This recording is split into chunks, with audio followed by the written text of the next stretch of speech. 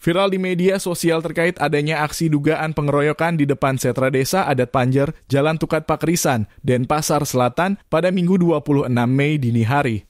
Bahkan pelakunya disebut adalah geng motor. Tampak dalam video viral berdurasi 10 detik yang direkam oleh pengendara motor, ada kerumunan orang disertai suara ribut-ribut.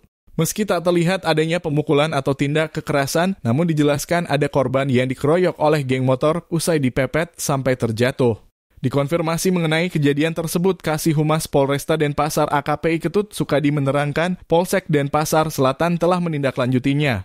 Berdasar keterangan petugas jaga Baya Desa Adat Panjer bernama Putu Budiantara, ia sempat melaksanakan patroli dan melintas di Jalan Tukat Pakrisan. Tepat di depan warung nasi Jakarta, Budiantara menemukan pengendara sepeda motor Yamaha Vixion warna merah tanpa plat nomor yang terjatuh. Saat ditanyai oleh saksi, pemotor itu mengaku telah bersenggolan dengan temannya yang mengendarai sepeda motor Honda Vario warna hitam tanpa plat.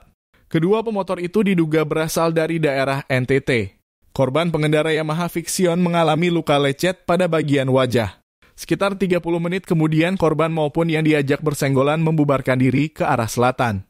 Sehingga kesimpulan dari kepolisian dari keterangan saksi-saksi itu, kejadian ini merupakan sebuah kecelakaan.